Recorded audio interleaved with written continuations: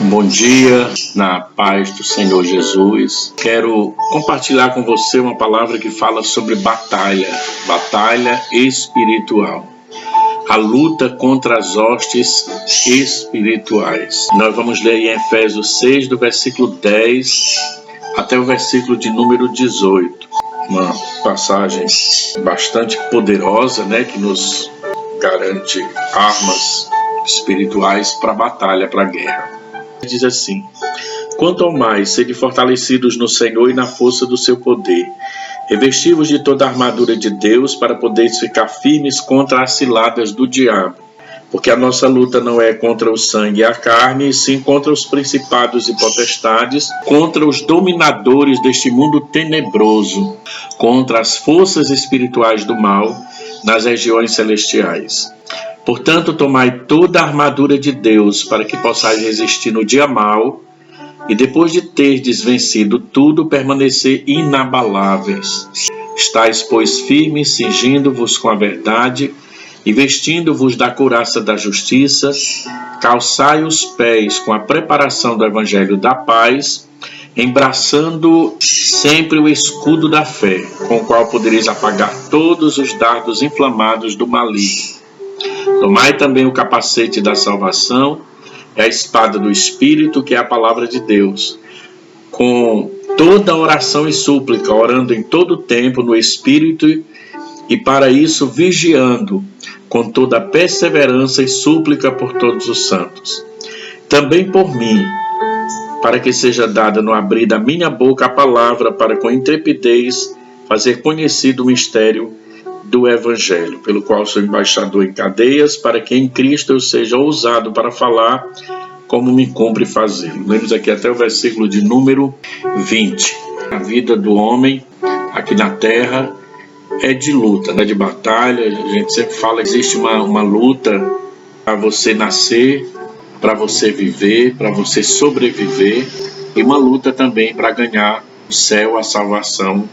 Mas nós temos aí todas as armas necessárias, nós temos cuidado de Deus em nossas vidas, e nós não podemos jamais desistir. Aí Jesus disse: no mundo tereis aflições, mas tende bom ânimo, porque eu venci.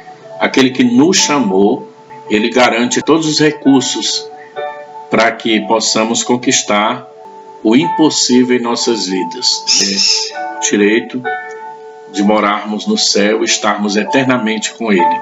Enquanto isso, nós estamos aqui em luta, em batalha, em guerra. Vamos falar aqui, dividir aqui em 2 pontos. O primeiro, os motivos do conflito. Quais são os motivos desse conflito? E o segundo ponto é os envolvidos no conflito. Quem são os envolvidos nesse conflito? Tem uma guerra que não envolve somente as hostes malignas e o exército celestial, o exército de Deus, mas envolve também homens que vivem sobre a influência espiritual.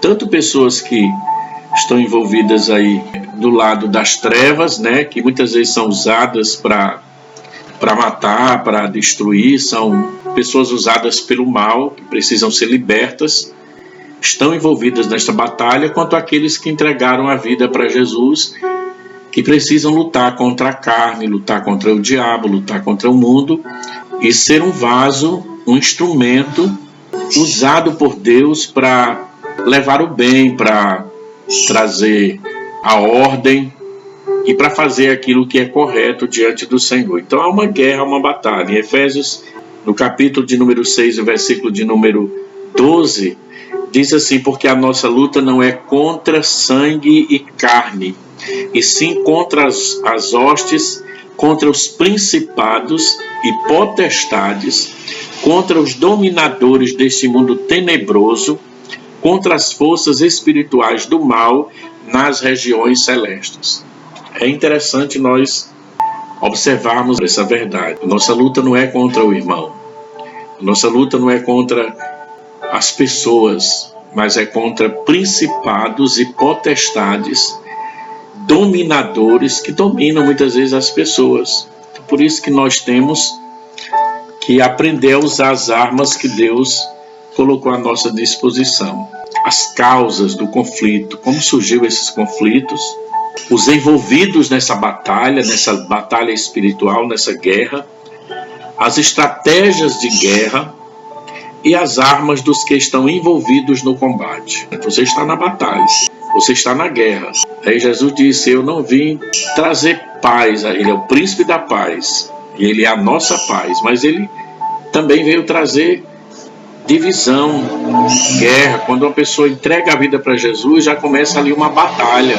Não é uma guerra contra as pessoas, mas quando ele diz vem trazer guerra, é porque no momento que você se entrega ao bem, se entrega a ele, você já começa ali a entrar numa batalha espiritual contra as hostes do mal, contra o inimigo, né? O motivo desse grande conflito espiritual, Satanás desejou usurpar a glória de Deus. Tudo começou lá no céu.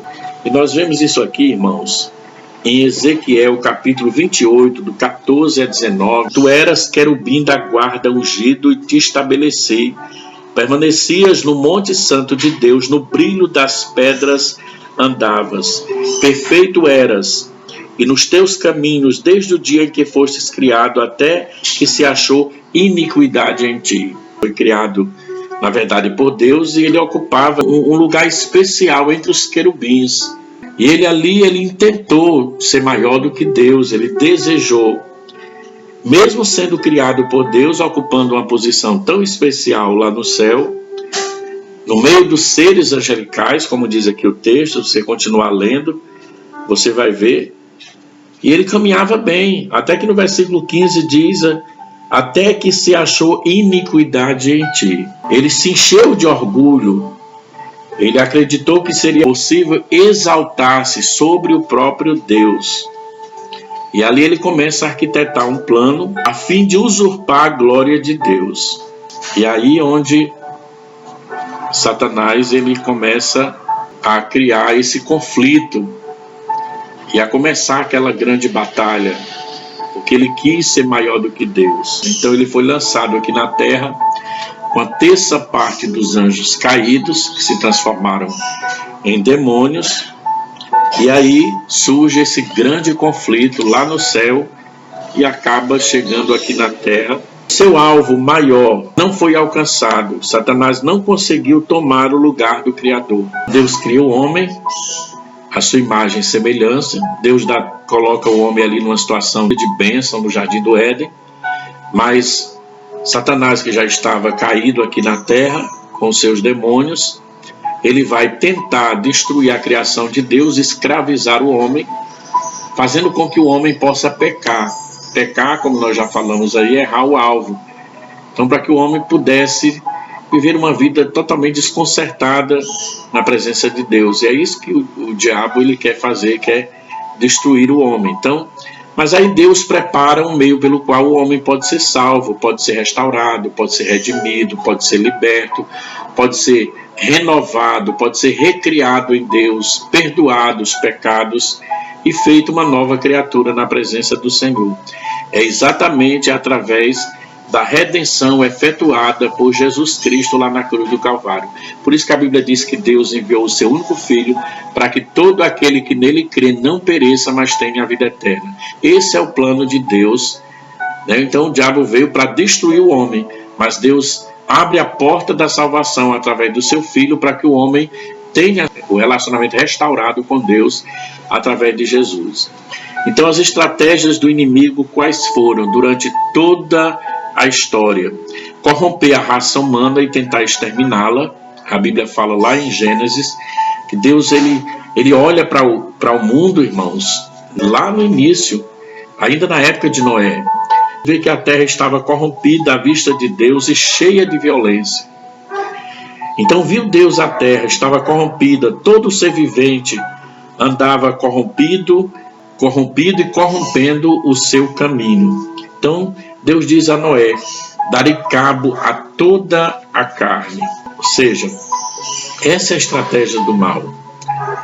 Então o inimigo já estava ali, levando o homem ao pecado. E quando Deus olha para a terra, vê que só existia violência. É diferente hoje, irmãos.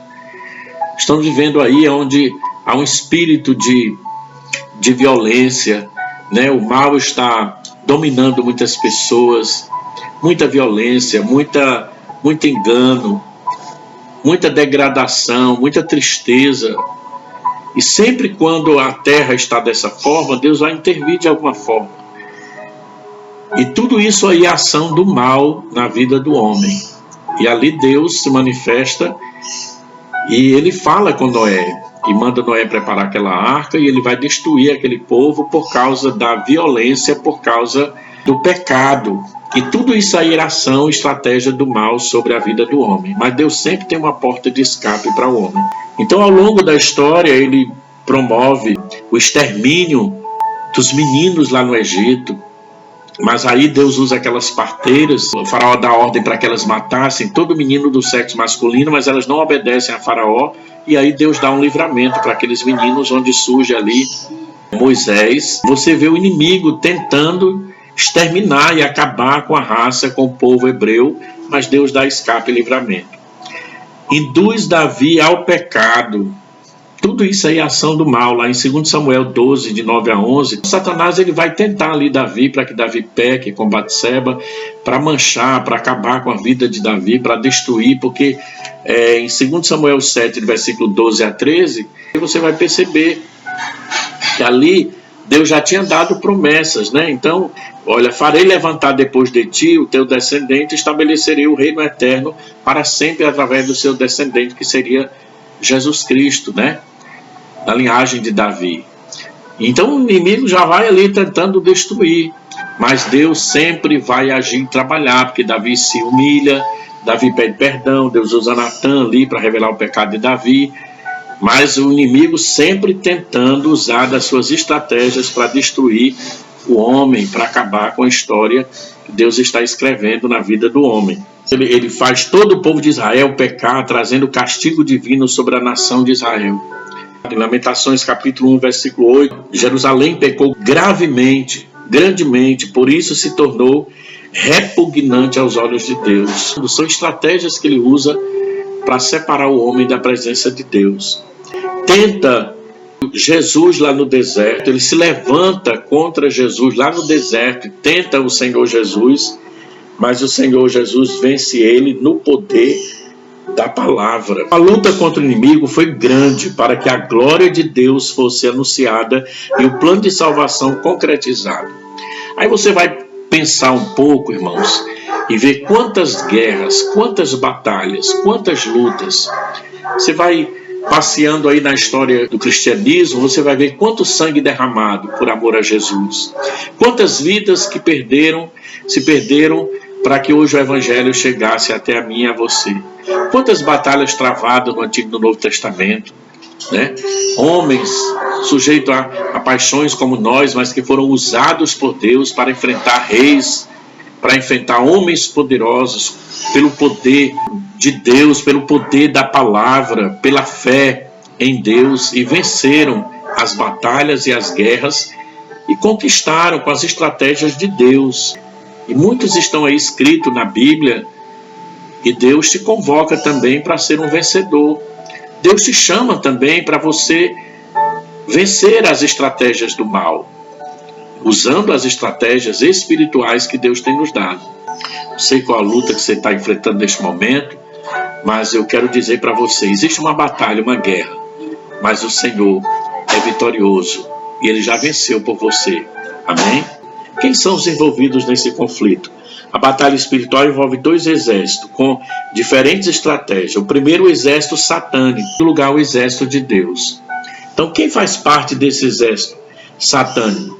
Existe um líder, o próprio Satanás, lá em Apocalipse 20, de versículo 7 a 10, vai falar sobre isso. A antiga serpente, o dragão. Ele é o líder desse exército inimigo. Os seus componentes são os anjos caídos. Lá em Judas, versículo 6, fala sobre isso, você pode conferir. O chefe é Satanás. Os componentes são os anjos caídos, que são demônios. A estratégia dele qual é? Lá em João 8,44 diz, é a mentira. Ele é o pai da mentira. Então, tudo que é engano, tudo que não é verdade, é do diabo. Nós temos que olhar para os princípios de Deus. E Jesus diz, eu sou o caminho, a verdade e a vida.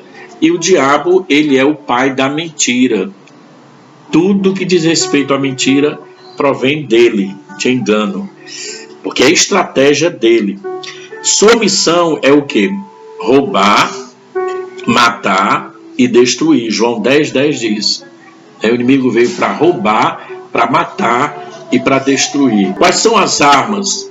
São todas as artimanhas que visam anular o poder de Deus sobre o seu exército. A mentira, o engano, a depravação, a violência, a traição, a falta de amor. Tudo isso aí são armas que o inimigo usa para destruir. Segundo aos Coríntios 10, e o versículo de número 5, diz assim: toda altivez que se levanta contra o conhecimento de Deus, e levando cativo todo pensamento à obediência a Cristo. Porque as armas da nossa milícia não são carnais, e sim poderosas em Deus para destruir fortaleza e anulação de sofismas. Essas estratégias que o inimigo usa, mas a Bíblia diz que nós temos todo o poder em Jesus Cristo para vencer qualquer altivez, qualquer artimanha, qualquer ataque do mal na nossa vida, se nós buscarmos em Deus. Nós temos acesso a essa autoridade, esse poder de Deus na nossa vida, no nome de Jesus, para vencer. Amém? Deus tem um padrão moral universal, e quando esta lei é quebrada, exige-se punição para satisfazer a justiça de Deus. Então, se o inimigo conseguir que o exército de Deus infrinja esse código divino, estará desprotegido, pois a bênção de Deus será bloqueada. Josué, capítulo 7, o versículo 10 até o versículo 13. No versículo 13 diz assim: os israelitas derrotados em Ai pelo pecado de Acã. E aí o Senhor diz assim: há coisas condenadas em vosso meio. O pecado tira a visão do homem, tira a força do homem. E a obediência, ao contrário do pecado, traz segurança, traz fortaleza, traz convicção e vida. Através da obediência à palavra de Deus, os muros de Jericó caíram e o povo de Israel conquistaram Jericó e o inimigo ali foi vencido. Mas aí tinha uma ordem de Deus que não levasse nada daquela cidade. Acã levou uma capa babilônica, levou o que não deveria, escondeu dentro da sua tenda. E quando o exército de Israel sai para batalhar contra a cidade de Ai, que era um número bem significante, um povo bem mais fácil de vencer, mas aí eles perderam aquela batalha. E quando Josué vai consultar a Deus, Deus disse: há pecado em vosso meio. Porque, em outras palavras, aquele padrão moral universal de Deus, aquela lei que Deus estabeleceu para que eles obedecessem, foi quebrada por causa do pecado de um homem. E ali Israel perdeu aquela batalha. Quantos têm perdido a sua luta, a sua batalha por causa da desobediência? Então o inimigo, ele é estrategista, ele vai ficar ao derredor, porque ao nosso redor está o anjo do Senhor, mas ele fica ali ao derredor, ele fica à espreita, como um animal feroz, tentando observar as suas ações e atitudes, para destruir, para dar uma rasteira, para tirar você da presença de Deus. Então a estratégia de Satanás, o mundanismo, quando se consegue mundanizar o exército de Deus, que é a igreja, ela perde o poder. O mundo jaz no maligno. Satanás é o Deus deste século. Quem ama o mundo é inimigo de Deus.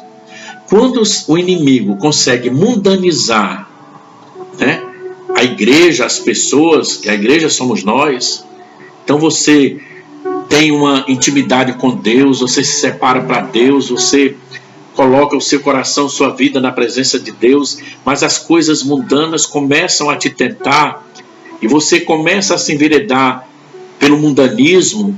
O que vai acontecer com essa pessoa? Quando ela começa a ficar mundana, se mundanizar, ela começa a perder o poder. Não tem mais o poder para orar. Ela não diz que vai, mas não consegue. Ela não tem mais o poder de estar no templo. Ela diz que vai, mas não consegue. Até muitas vezes vai, mas não consegue mais se ligar em nada. Porque a mente está cheia das coisas do mundo. Os pensamentos estão voltados para a carne, né, para as coisas mundanas. E isso aí é uma estratégia do mal. Nós estamos aqui, nós ainda temos que conviver nesse sistema, querendo ou não, estamos envolvidos aqui, né? Temos que, de alguma forma, participar de algumas coisas, mas nós somos diferentes nas nossas atitudes e maneira de pensar. E tem muita coisa que nós não vamos poder participar, exatamente pelo fato de termos entregado os nossos corações, nossa vida para Deus. Então tem certas situações no mundo que é do mundo. E a Bíblia diz que aquele que é amigo do mundo é inimigo de Deus. Então, ainda que alguém te despreze, ainda que alguém te critique, mas é bem melhor você ter o poder na sua vida de decidir, orar, clamar, servir a Deus. Você está achado muitas vezes como, como louco. Você não está se distanciando das pessoas. É porque você não pode compactuar, comungar com certas situações que vai desagradar a Deus, né? Então o mundanismo enfraquece o cristão, o crente fiel. As obras da carne, elas enfraquecem individualmente cada crente, cada cristão. Para cada obra listada em Gálatas 5, 16 a 21, em outras passagens relatas a espíritos demoníacos que atuam em áreas específicas. Esses dardos são maléficos à saúde do exército de Deus, pois quem está na carne não pode agradar a Deus. Então existe uma lista de obras da carne. A maledicência, a ira, a discórdia, são obras da carne. Isso aí vai trazer consequências para a vida do homem e vai enfraquecer o homem, estratégia do mal. A ação demoníaca, os espíritos demoníacos como leões, liderados pelo próprio Satanás, andam buscando quem possa tragar. A Bíblia diz que ele está ao nosso derredor, bramando como leão, tentando tragar cada um de nós. Mas nós temos a proteção de Deus na nossa vida. E nós temos a autoridade no nome de Jesus para expelir o mal, os demônios, em nome de Jesus. Para isso tem que ter vida com Deus. Amém? Não temas, né? Confia no Senhor. Deus te dará autoridade para você repreender qualquer obra de destruição na sua casa, na sua família. Se o inimigo está trabalhando para destruir a sua casa, sua família, a sua vida, você tem a autoridade em nome de Jesus para desmanchar as obras do mal, mas com a vida na presença de Deus. Amém? Essas são as estratégias do mal: o mundanismo, as obras da carne, a ação demoníaca. O exército de Deus, o líder, o Senhor dos exércitos, é todo-poderoso. Salmo 46, versículo de número 11. Deus é o nosso refúgio e fortaleza, socorro bem presente nas tribulações. Então, quem é o líder do exército de Deus? O Senhor Todo-Poderoso, o Senhor dos exércitos, que nunca perdeu batalha, nunca, jamais. Quem são os seus componentes? São os anjos fiéis, homens redimidos, a igreja militante, a igreja que vai vencendo pelo sangue de Jesus, a igreja que vai vencendo pela comunhão, intimidade com Deus. Somos componentes desse exército. Então, sua estratégia é a submissão total à orientação de Deus e ser orientado dia após dia pela palavra de Deus. Senhor, o que eu faço diante da situação, Senhor? E Josué, ele vai chegar um momento que ele vai dizer assim: olha, escolhei, pois, hoje a quem seguir, mas eu e a minha casa servimos ao Senhor. Então, o exército de Deus é vitorioso à medida que ele obedece à voz de Deus. Somos parte desse exército. A sua missão, qual é a missão do exército de Deus? É anunciar as boas novas de salvação, libertar os oprimidos do diabo e desfazer as obras do mal. Por isso que nós não podemos nos calar, falar do amor de Deus, dizer que Jesus é amor, que o Senhor é a porta aberta, que ele morreu na cruz para nos salvar, mas muito além da dor daquela cruz foi a dor da alma, das chicotadas, do desprezo, da rejeição, mas ele suportou e venceu tudo aquilo por amor a nós. E desfazer as obras do mal com a palavra do bem. Por isso que a Bíblia diz lá em Marcos 16:15, ide por todo mundo e pregar o evangelho a toda criatura. Aquele que crê e for batizado será salvo. Quais são as armas, né, irmãos, que ele nos dá para a gente vencer?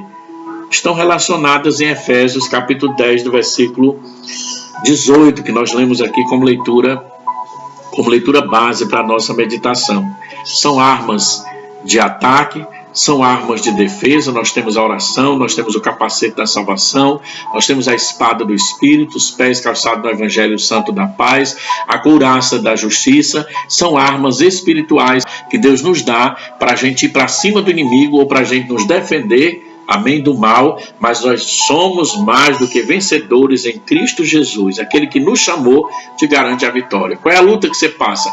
Mas Deus é maior do que essa luta. Qual é a batalha que você está enfrentando hoje? Mas creia, toma as armas espirituais e vai, aleluia, com fé, porque você vai sair mais do que vencedor em Cristo Jesus. Amém? Deus dá orientações claras que permitem anular as estratégias do inimigo. Então, como é que eu vou vencer o mundanismo? É preciso tomar uma firme decisão de não se conformar com as estruturas corrompidas do pecado, e renovar a mente. Para vencer a carnalidade, deve-se fugir da situação que pode levar ao pecado. Como é que se vence a carne? Fugindo das situações, né? O que aconteceu com José do Egito? A mulher de Potifar chega para ele, tenta, pega, praticamente tira a roupa daquele rapaz, ele foge correndo, e ele decide fugir para não pecar. Para vencer os demônios é necessário resistir. Sujeitai-vos, pois, a Deus. Resisti o diabo, e ele fugirá de vós. Ele tentou Jesus, ele vai tentar você também. Mas ele foi vencido por Jesus na palavra. Você também vai vencê-lo na palavra, se você estiver submisso à palavra de Deus, em nome de Jesus. Assim se vence os demônios. Para vencer os poderes do mal, façamos como Jesus, que derrotou a Satanás usando 3 diferentes armas. Quais eram elas? Ele era guiado pelo Espírito Santo, né? A primeira arma, seja guiado pelo Espírito de Deus. Ele jejuou e orou, tem uma vida de oração e jejum na presença de Deus, e ele teve domínio da palavra. Ele usou a palavra de Deus, a palavra certa, para vencer, e ele venceu no nome de Jesus. Seja mais do que vencedor, que Deus te abençoe, que Deus nos abençoe, e a paz do Senhor Jesus. Paz.